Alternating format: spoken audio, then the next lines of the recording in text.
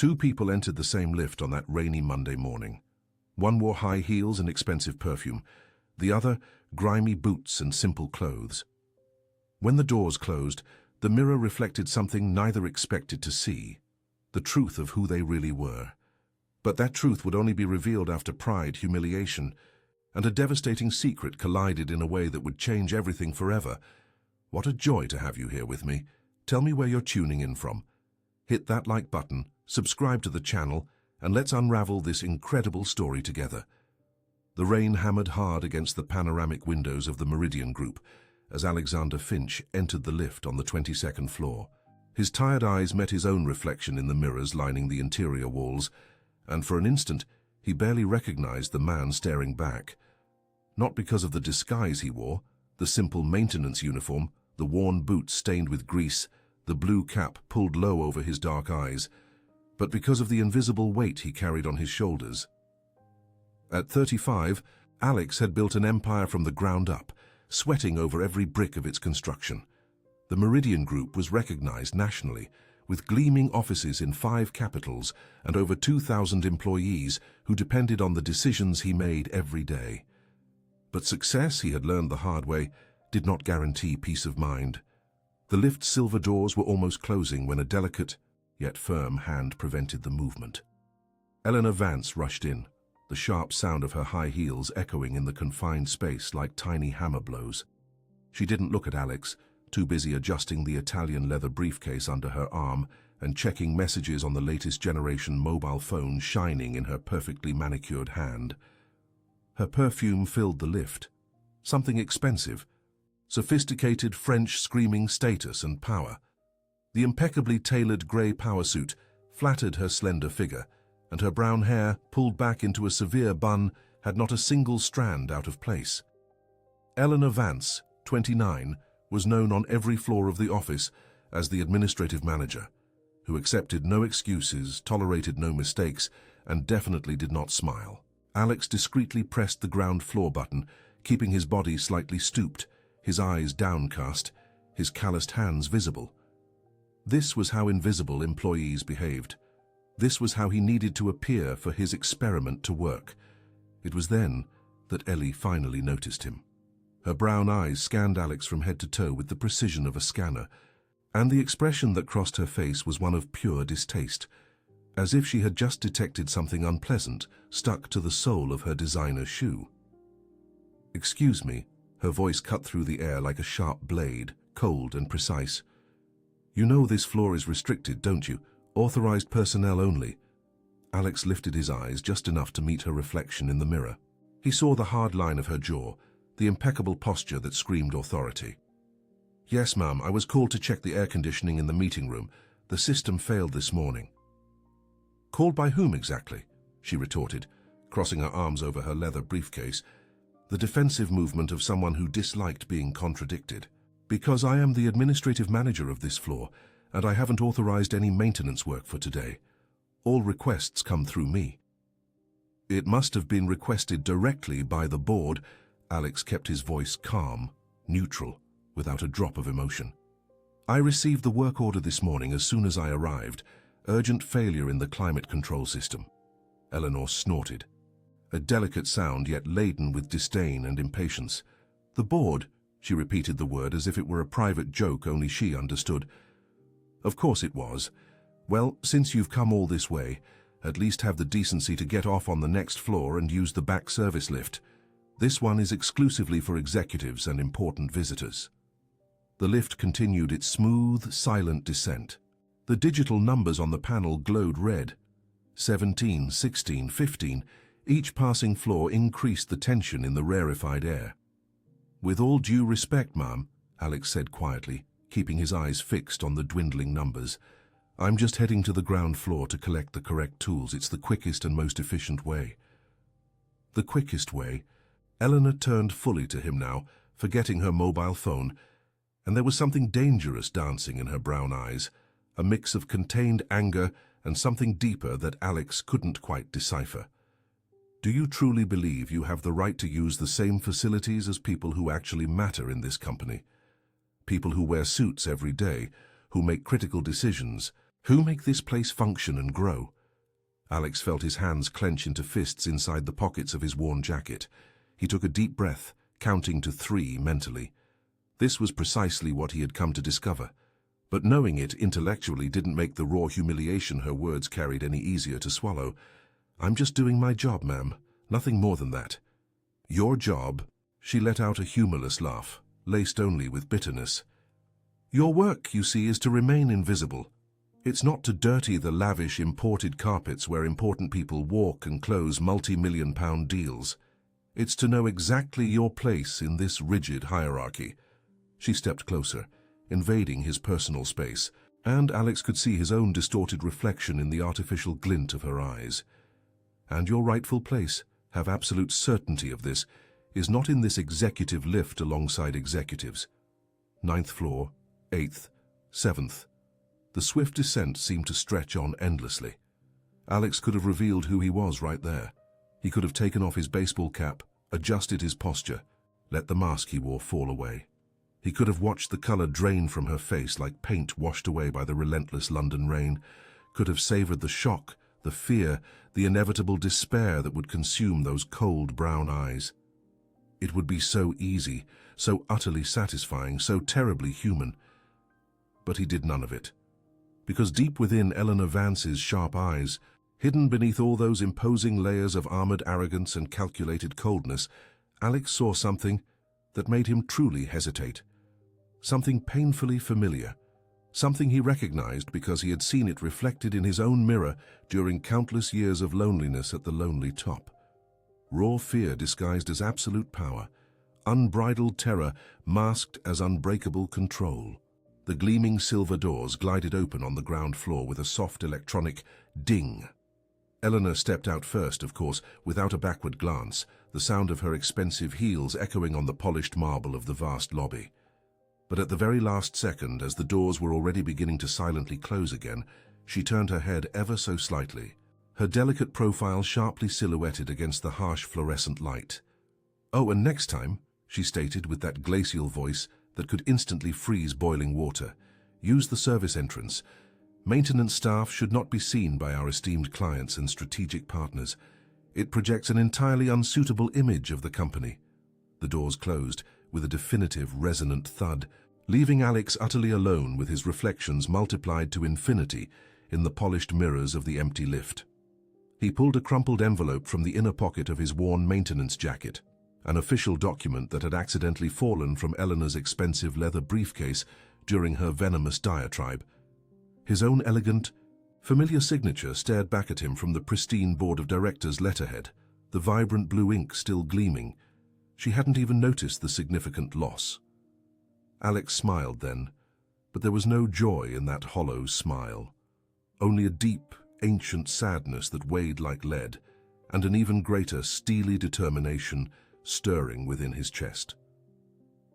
That night, alone in his penthouse overlooking London, Alex poured himself a single malt Scotch whisky that cost more than many of his employees' monthly wages.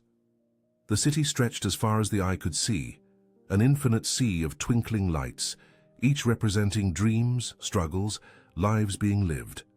He stood before the floor-to-ceiling window, watching the rain trickle down the glass like silent tears, and thought long and hard about power, about how money could buy almost everything: luxury, comfort, security, even a certain kind of superficial respect, but never, ever, under any circumstance, could it buy true character.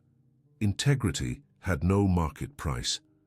He had built an empire brick by brick, sacrificing years of his youth, losing relationships, giving up a normal life. But what was it all worth? All this material success that the Financial Times celebrated, if the people who worked for him treated others like disposable rubbish based solely on job titles and salaries. Alex picked up the phone and dialed a number only 5 people in the entire world knew. A number reserved for emergencies and absolutely confidential matters. "Marcus," he said, when his trusted assistant answered on the second ring, the sleepy voice on the other end indicating he was already in bed. "I need you to do something for me.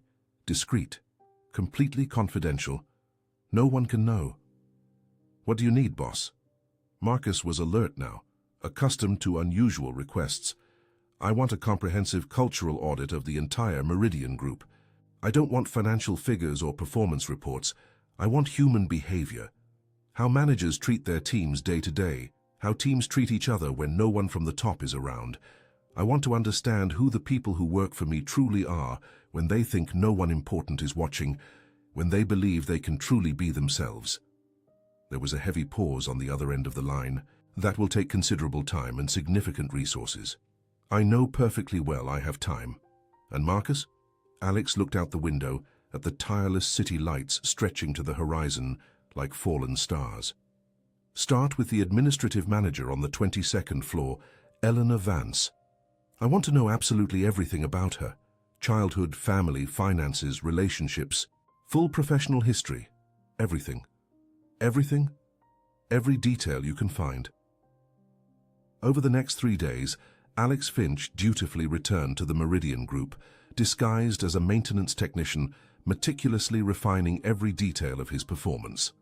Eleanor Vance continued to treat him with cutting disdain whenever their paths crossed in the corporate corridors, instructing him to use the service stairwells instead of the main executive lifts, steering him towards the cramped basement staff canteen rather than the spacious executive dining room, and insisting he always use the rear exits as if his mere presence might somehow contaminate the pristine atmosphere.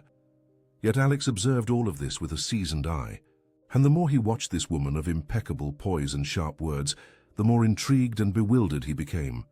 For Eleanor Vance was a walking paradox, cloaked in expensive tailoring. She consistently arrived an hour before all other employees, when the office remained steeped in twilight and silence. She invariably departed 2 hours after the last member of her team had already left for home. Never, on any of these days, did Alex witness her truly take a lunch break. She merely consumed successive cups of bitter black coffee and continued working frenetically, her fingers flying across the keyboard as though she were fleeing from some invisible spectre.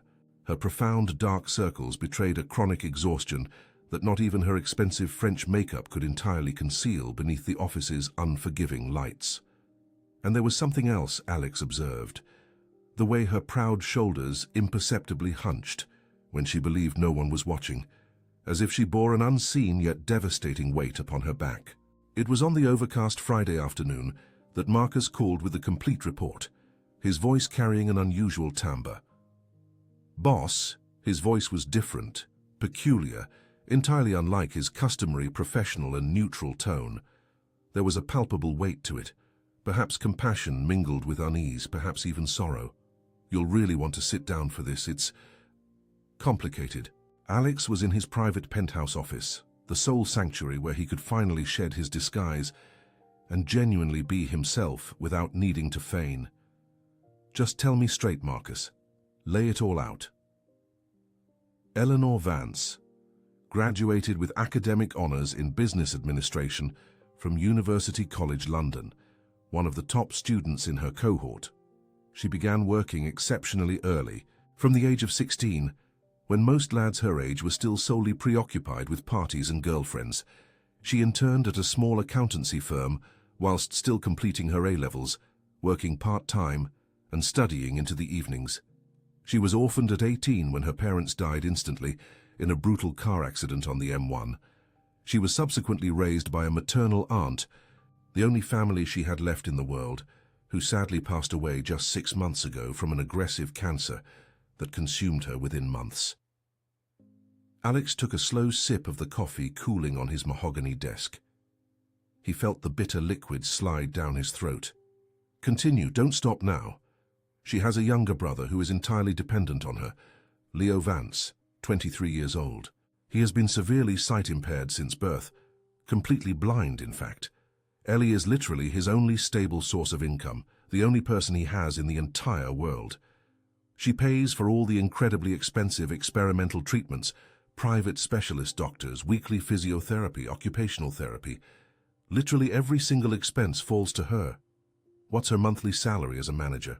As an administrative manager in her current role, around £3,750 net.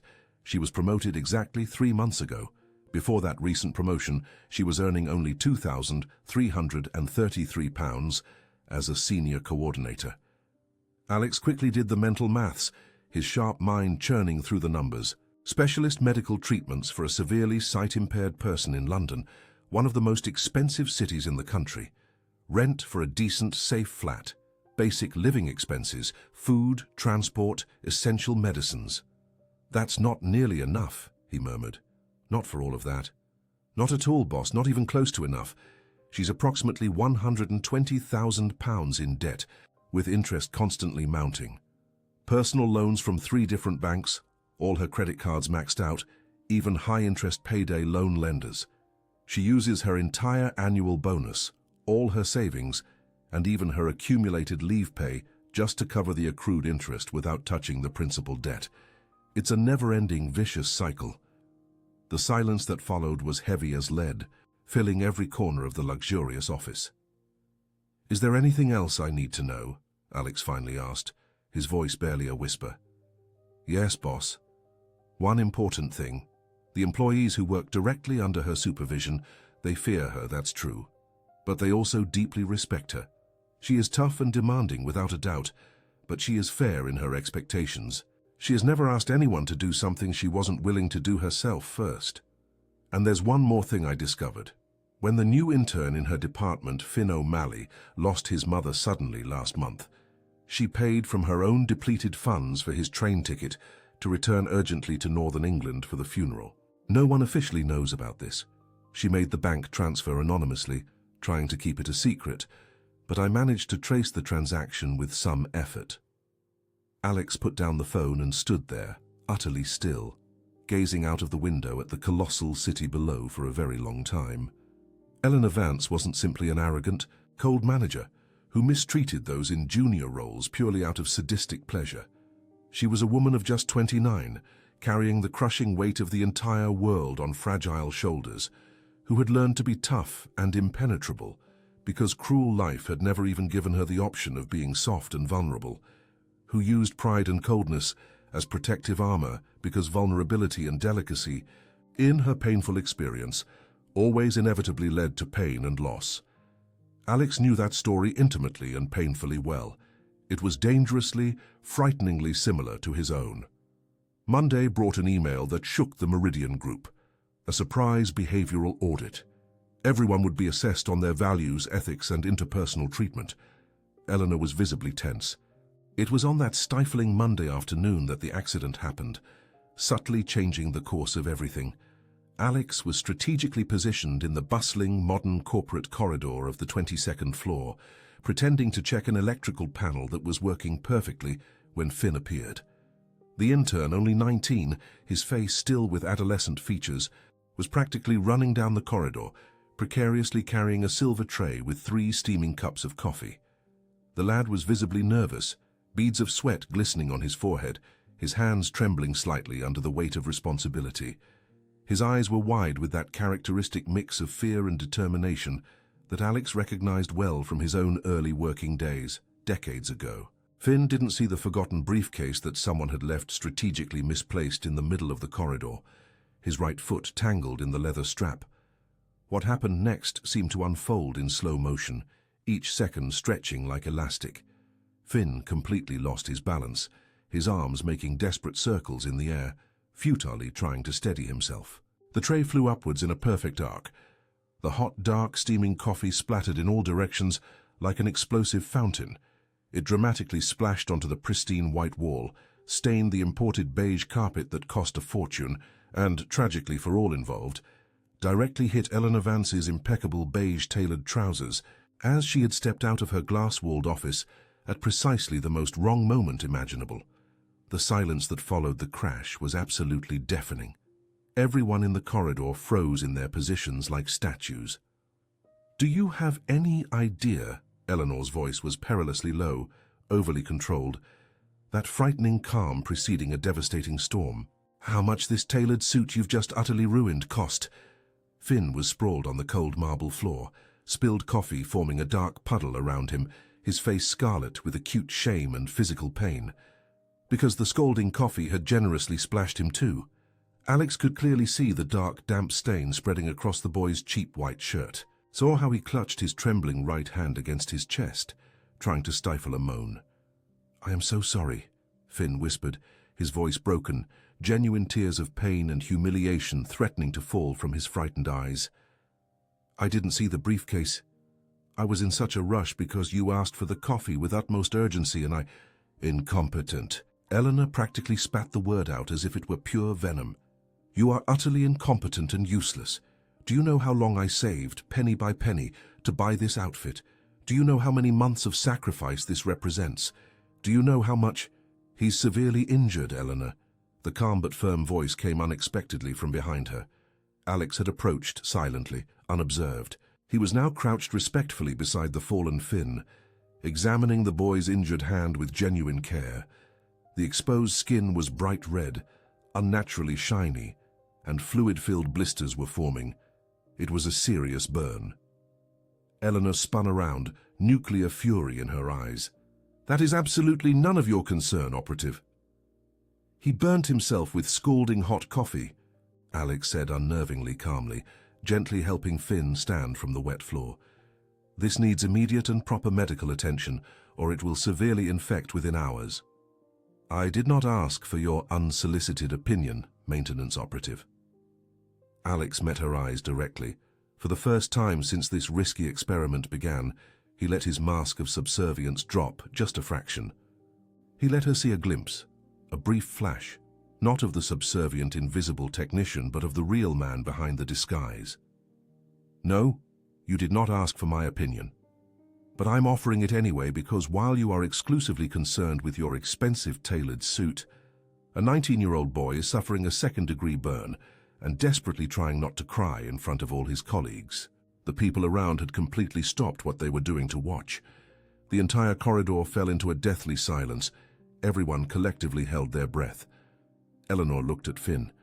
Really looked this time, not just superficially seeing him. She saw the burn glowing red on his young skin, saw the tears he fought with all his might to hold back, saw the coffee still dripping down his soaked shirt. And something tiny but fundamental shifted in her face. Just a microscopic flash, too quick for most of those present to notice or comprehend. But Alexander noticed with absolute clarity. "Finn," she said, and her voice was completely different now. Softer, lower, almost. "Human, finally. Go immediately to the building's first aid room. Right now, take proper care of that burn before it gets worse. But the coffee you asked for, I need to make another and—" "Completely forget the coffee," she cut in, but this time without aggression. "Forget the ruined suit. Just go take care of your injured hand. That is a direct order." Finn looked at her as if she had just spoken fluently in an incomprehensible alien language. Then, quickly, before she could change her mind or go back on it, he practically hobbled to the lift, carefully holding his burnt hand. Eleanor stood completely still in the middle of the bustling corridor, an ugly brown coffee stain on her expensive tailored trousers, surrounded by circles of curious and judging gazes. She suddenly seemed very small, very tired, very fragilely human. "Sometimes," Alexander said quietly just to her, his words intended exclusively for her ears, "people shout and lash out not because they are inherently bad or cruel, but because they have a deep fear that if they show any weakness or vulnerability, they will be completely swallowed up by the world." Eleanor stared at him intensely, and her brown eyes were visibly moist, gleaming dangerously under the fluorescent lights. "And what exactly do you know about that?" she asked, her voice brittle, cracking at the edges. Alexander smiled, but it was a sad smile, laden with weight and painful memories. "Much more than you could ever imagine possible." Then he turned deliberately and walked away with measured steps, leaving her completely alone in the corridor with her turbulent thoughts, her stained and expensive outfit, and a strange, uncomfortable feeling growing in her chest. Something changed after that day. Eleanor began to notice the discreet maintenance man. She noticed he always had the right words, that other employees greeted him with genuine smiles, that he treated everyone with equal respect. It was on Thursday that they became trapped in the lift.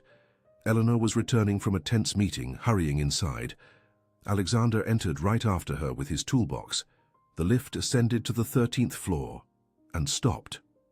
"No," Eleanor pressed the emergency button repeatedly. "I have a meeting in 15 minutes. I can't—" "It's all right. They'll have us out in a few minutes." "You don't understand. I can't be late. I need to be perfect always." Alex calmly sat on the floor. "Sometimes life stops the lift just to teach us to breathe." Ellie stared at him. "That's the cheesiest thing I've ever heard." "Doesn't make it less true." Against all logic, she felt her shoulders relax. She slid down the wall until she was also sitting. "You're not afraid of anything, are you?" "I'm afraid of many things. Of forgetting who I am. Of becoming someone I swore I'd never be." Ellie was silent. "You speak as if you're rich in experience." "I'm rich in experiences no one can take away. In mistakes that taught me more than any success. I grew up poor." The words escaped before she could stop them. "So poor I sometimes didn't know if I'd have food. My aunt worked 3 jobs. When I got my first job, I swore I'd never be weak again. That I'd rise, prove I was good enough." "But did you prove you're human?" "I can't afford to be human. If I show weakness, they'll swallow me whole." "Who said having a heart is a weakness?" Ellie had no answer. The lift hummed back to life. As the doors opened, Ellie looked back. "Thank you for reminding me to breathe." In the following days, Ellie changed. Small things, saying please and thank you, asking people how they were, breathing before reacting to mistakes. And she started looking for reasons to cross paths with Alex. An imagined problem here, a flickering light there. It was Friday afternoon in the empty executive dining room that she sat opposite him. "Why are you so calm, as if nothing can touch you?" "Because I've already been hit by the worst things. There isn't much more life can do." She asked what had happened. Alex spoke of growing up poor, of his father who died due to lack of beds and long waits in the NHS. "I promised I'd become rich enough so that no one I loved would die waiting for help." "And did you succeed?" "Yes, but I found out that money doesn't heal all wounds. Sometimes it just hides them better." Ellie felt tears burning. "I have a brother, Leo. He's everything to me. He was born visually impaired. When our aunt died, he came to live with me. I work so hard. I'm so indebted trying to pay for his expensive medical treatments. But I can't stop because he has no one else." "Is that why you're so harsh?" "I learned that if you show weakness, people will walk all over you." "But are you tired of this constant struggle?" The tears overflowed. "I'm so tired. Of fighting. Of proving myself. Of pretending." Alex reached a hand across the table, a silent offer of connection. Ellie held it. "I see you, the woman you truly are, not the armor you wear. And she's better than you imagine." "Who are you, really? The way you speak, and who are you?" Alex smiled sadly. "Someone learning to truly see people." But he didn't tell the full truth, because now, with her hand still in his, Alex realized he had crossed a dangerous line. He was falling in love. The following Wednesday, the bombshell dropped. An email to all staff. An extraordinary meeting. Friday, 10 a.m. The chairman, absent for months, would be in attendance. Ellie spent 2 days in controlled panic, reviewing every report, every decision. She didn't see Alex during those days. He had vanished. Friday arrived. 1,000 employees packed into the Meridian Group auditorium. Ellie sat near the front, hands clasped together, trying to hide their tremor. The auditorium doors swung open, and Alexander Finch walked in. Not the Alex in simple workwear, but Alexander Finch in a perfectly tailored Italian suit, a discreetly expensive watch gleaming on his wrist. He strode onto the stage with absolute confidence. Ellie's heart stopped. "Good morning. My name is Alexander Finch. I am the chairman and founder of the Meridian Group. For the past 15 days, I've been working amongst you, in disguise, as a maintenance technician." A wave of murmurs rippled through the room. Alex continued, "I did this because I wanted to see who the people working for me truly are when they believe no one important is watching. I discovered that respect is revealed in the smallest actions, and that sometimes the toughest people are fighting the hardest battles." Ellie felt tears burning behind her eyes. This cultural audit isn't about punishment. It's about transformation. It's about building a company where every single person is treated with dignity. When the meeting concluded, Ellie remained seated, unable to move. Only when the auditorium had emptied did she make her way up to the 25th floor. Alex stood before the panoramic windows. "You knew," she stated. "It wasn't a question." "I did. From the very beginning, when I treated you like dirt, and you just let me humiliate myself." "It wasn't humiliation. It was a revelation. For both of us. I trusted you. And all this time you were testing me." "I was trying to save you," Alex exclaimed. His voice softened. "From yourself, from the armor that's suffocating you. You don't know me. I do know you because I am you, I was you. The poor boy who fought, who climbed by any means necessary. The difference is, I had someone who showed me another path. I wanted to be that person for you. I was falling for you, for the man in dirty boots, not for this. I am the same person, Ellie." Alex pulled out an envelope. "Your termination as head of department." Ellie took it, her hand trembling. Dismissal. Leo, the debts, everything lost. "I deserve this." "Read to the end." She continued reading. She froze. "Contract as the chairman's personal assistant? I'm offering you a choice, to leave with a generous severance package or to stay, to work with me, to learn the kind of leadership I believe is possible. Not because it has to be perfect, but because it can be better. Both of us can be. Why, after everything? Because I saw who you truly are. I saw the woman who anonymously paid for an intern to attend a funeral, who works 3 times harder because she cannot abandon her brother. I saw someone killing herself trying to be strong for a cruel world. I saw you, Ellie, all of you, and still, I am here. Not because you deserve second chances, but because I deserve to prove I can be who I say I am, and you deserve to discover who you can be when you stop fighting alone." Ellie looked at the contract, at Alex, at the city spread out below. "I'm so afraid. I know. I don't know if I can trust you again. I know, but I want to try." "Then try." She signed. As she handed the papers back, their fingers brushed. An electric current passed between them. "One condition, no more lies. If we're going to do this, it has to be for real." "For real," Alex agreed. The months that followed were not easy, but Alex kept his word. No games, just honesty and patience. He taught that leadership was about inspiring trust, not fear. And slowly, Ellie changed. 6 months later, in the staff canteen, Ellie remarked, "I always imagined wealthy people drank coffee from crystal chalices." Alex chuckled. "Coffee tastes the same. Only the ego changes. Thank you for not having dismissed me. Thank you for showing me who I was when no one was observing. I thought I was testing you, but you tested me. I judged, I placed myself above. I needed that mirror you held up. We're quite a pair, aren't we? The best." 2 years later, the Meridian Group had transformed. Mental health programs, scholarships, flexibility. And, at its heart, Alex and Ellie, partners, and something more. On the company's anniversary night, Alex took to the stage with Ellie.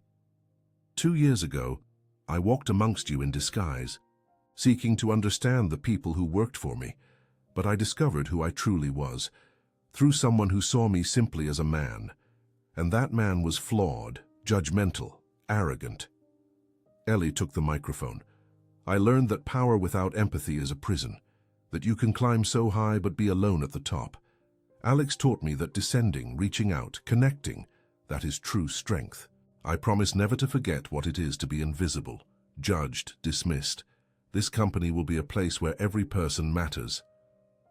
Later, on the empty rooftop, looking out at the city, Ellie whispered, "I never imagined the man I despised would teach me how to love. I never imagined the woman who humiliated me would be my salvation. We are an impossible story. The best ones are. I love you, not the chairman, but the man who taught me how to breathe.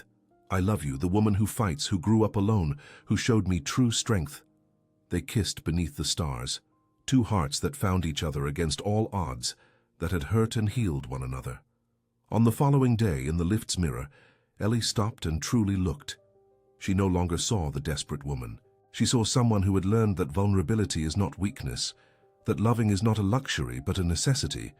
Alex appeared beside her, his reflection joining hers. "Do you know what I see? Us. Finally honest. Finally free. Ellie smiled. A true smile. Not polished, just real. Yes, finally us. The doors closed, but this time neither of them was alone. When the doors opened, they stepped out together, not as boss and subordinate, not as tester and tested, just as two people who had found in each other the most important mirror, one that reflects not who you pretend to be, but who you truly are. And they discovered that was more than enough. If this story moved you as much as it did me, click on the video appearing on your screen now to discover another tale that will truly touch your heart. And don't forget to subscribe to the channel so you don't miss the next incredible stories I've brought for you.